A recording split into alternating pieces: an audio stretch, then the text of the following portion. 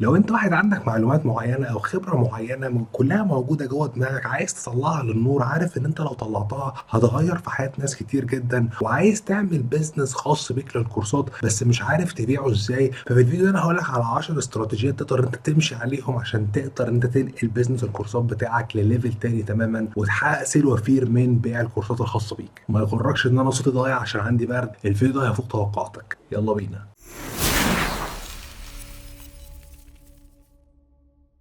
قبل ما نبدا كده في الاستراتيجيات اللي معانا، هتلاقيني سايب لك تحت في الديسكربشن تشيك ليست كامله لازم تمشي عليها خطوه بخطوه عشان تضمن ان انت مش سايب اي حاجه خالص ومش سايب مصير الكورس بتاعك للصدفه قبل ما تطلعه للنور. اول استراتيجيه معانا، ودي المفروض اسهل حاجه، لان انت بما ان انت واحد بتبيع كورس فانت المفروض واحد خبير، فكل اللي انت هتعمله ان انت هتطلع للناس وتوريهم ان انت فعلا خبير. معنى كده ان انت هتطلع على السوشيال ميديا، معنى كده ان انت هتشارك ارائك بقى على اللينكدين، على تويتر، على يوتيوب، على فيسبوك، على انستجرام، زي ما انت عايز، ان شاء الله حتى على بودكاست، بس يكون ليك تواجد اونلاين. الموضوع كله عمره ما هيجي وانت مستخبي ورا الستاره وعمال تعمل لي اعلان بصوره وتقول اشتركوا في الكورس دلوقتي عشان حياتك تتغير. مفيش حد حياته بتتغير بصوره. اظهر للناس ووريهم طريقه شرحك عامله ازاي. الاستراتيجيه التانيه انك لازم يكون عندك سيلز فانل، او لازم يكون في عندك ويب سايت يقدر ان الناس تدخل عليه عشان تشوف المحتوى بتاع الكورس بتاعك ويقدروا من خلاله ان هم يشتروا الكورس بتاعك. وده امر بديهي جدا لان الناس دي هتشتري منك كورس، فهيكون ليهم منطقه اعضاء اللي هيكون عليها الكورس بتاعك في الاخر، فلازم تكون عامل تحسين للموقع ده بقدر الامكان بحيث الناس تقدر بكل سهوله ان هم لما يدخلوا على الموقع يقدروا ان هم يشتروا الاوفر بتاعك اللي انت بتعرضه عليهم.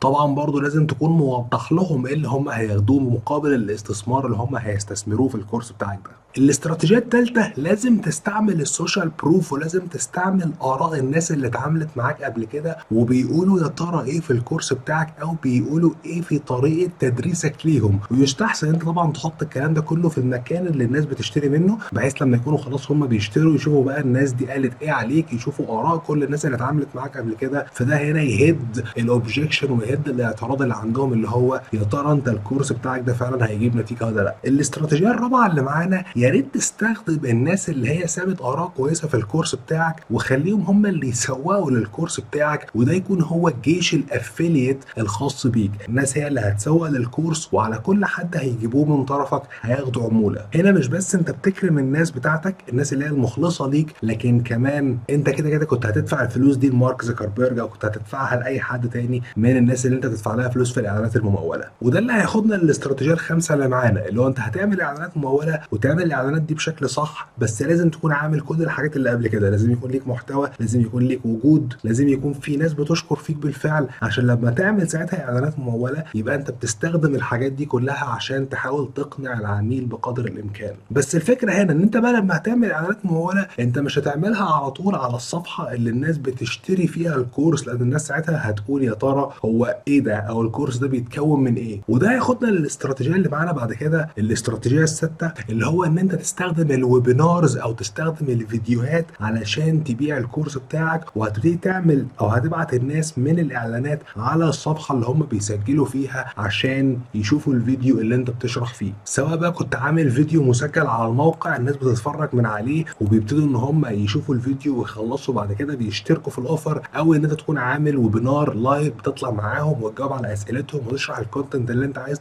تعرضه، وفي الاخر خالص تقول لهم على العرض بتاعك. ودي طبعا بتكون حاجه مميزه جدا لان الناس بتشوف طريقه الشرح بتاعتك في الحقيقه. وكمان بيبقى سهل عليك جدا ان انت بقى تعرف المخاوف اللي عندهم، تعرف الاسئله اللي عندهم، تعرف ان انت تجاوب على الاسئله دي وانت موجود معاهم، تقدر انت تدخلهم في هوت سيتس معاك وتقدر انت تتكلم معاهم فيس تو فيس وتخليهم يسالوك وانت ترد عليهم. لو انت الكورس بتاعك هيكون فيه جزء كوتشنج فدي هتبين المهارات بتاعتك في الكوتشنج او الاستشارات بشكل جبار جدا. الاستراتيجيه السابعه انك لازم تستخدم عنصر الندره في الفيديوهات بتاعتك او في اسلوب البيع بتاعك عشان تبين لهم ان العرض اللي انت عامله دلوقتي للكورس ده لفتره محدوده. وعلى فكره لازم يكون العرض بتاعك ده صادق وفعلا عنصر الندره ده موجود، مش كل ما حد يجي يشتري منك يلاقي ان انت عامل عرض لفتره محدوده والفتره المحدوده دي على طول موجوده. الاستراتيجيه الثامنه اللي معانا، لازم تستخدم بقدر الامكان الماني باك جارانتي، او ان لو حد ما عجبوش الكورس ياخد فلوسه بالكامل. خلي بالك ان الكورس كده كده انت عملته مره، فما فيش مشكله لو حتى حد دخل الكورس وبعد كده رجعه تاني، انت ما خسرتش لا فلوس شحن ولا فلوس انت عملت بيها المنتج ولا اي حاجه خالص. ممكن تقلق بس في حاله واحده، لو انت هتدخل في كوتشنج معاهم، هتدخل في ورشه، الموضوع ده هياخد من وقتك، فساعتها ممكن اقول لك لا ما بلاش الماني باك جارانتي قوي. لكن طالما انت متاكد من النتيجه اللي انت هتحققها للعميل بتاعك لازم توفر ماني باك جارانتي. ممكن يجي حد يقول لي طب بس دلوقتي ممكن حد يستغل الماني باك جارانتي، يدخل يتفرج على الكورس وفي الاخير يرجعه. هقول لك مش ممكن، ده اكيد هيحصل وده بيحصل، لكن عايزك تبص لها من منظور تاني. هنفترض دلوقتي ان انت لما هتعمل الماني باك جارانتي ده هيرفع نسبه الكونفرجنز او نسبه المبيعات عندك بنسبه 10%، وهنفترض عندك ان في ناس هترجع الكورس بنسبه 5%، انت ستيل كسبان فرق 5% زياده من المبيعات الزياده اللي جات لك. فما تفرطش في الماني باك جارانتي.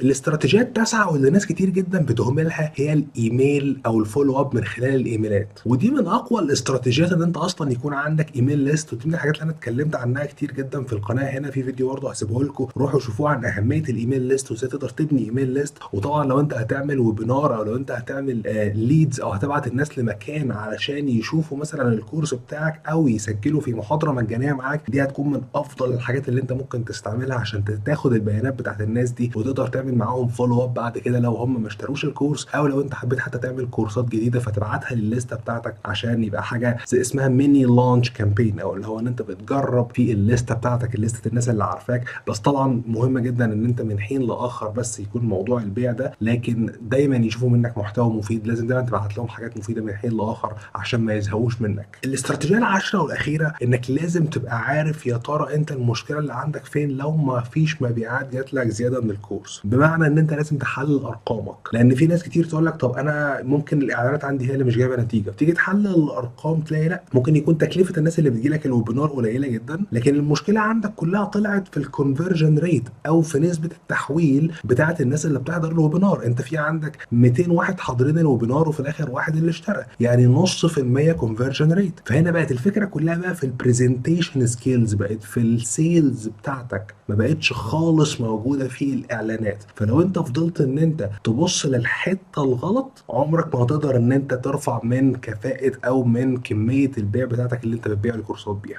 وبس كده يا شباب، دول كانوا 10 استراتيجيات اللي معانا النهارده. قول لي انهي واحده منهم اللي انت متحمس ان انت تطبقها، واكتب لي برضه حابب تعرف اكتر عن ايه في الموضوع ده. لو عجبك الفيديو ما تنساش لايك وسبسكرايب، واشوفك على خير في فيديو جديد.